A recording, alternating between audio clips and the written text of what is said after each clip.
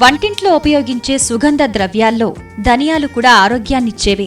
కొత్తిమీర చెట్టు నుండి కాచే ఈ ధనియాల కాయలను ఎండపెట్టి తర్వాత గింజల రూపంలో లేదా పౌడర్ రూపంలో వీటిని ఉపయోగించుకుంటారు. ధనియాలు చేదు, కారం, వగరు రుచులను కలిగుంటుంది. వీటిని వంటింట్లో సాంబారు, చారు వంటి వాటిల్లో ఉపయోగిస్తారు. మంచి రుచితో పాటు సువాసన కూడా ఉంటుంది. అయితే కేవలం వంటింటి దినుసుగానే కాకుండా ధనియాలను ఔషధంగా కూడా వాడవచ్చు. ధనియాల్లో అనేక పోషకాంశాలున్నాయి. దీనిలో ఉండే ఫైబర్, కాల్షియం ఆరోగ్యానికి మేలు చేస్తాయి.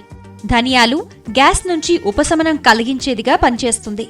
అలాగే శరీరాన్ని చల్లపరిచేదిగా, అంతర్గత అవయవాల్లో నొప్పిని తగ్గించేదిగా, రక్తంలో గ్లూకోజ్ని తగ్గించేదిగా పనిచేస్తుంది. ధనియాలను ఎక్కువగా వాడితే వేడి చేస్తుంది కనుక తక్కువ మోతాదులో వాడటం ఉత్తమం. వంటింట్లో ఉపయోగించే ధనియాలను చిట్కా వైద్యానికి ఎక్కువగా పెద్దవాళ్లు ఉపయోగిస్తుంటారు. ధనియాలను జలుబు మరియు దగ్గు వంటి వాటి ఉపశమనానికి ఉపయోగించే మందుల్లో ఎక్కువగా వాడుతుంటారు.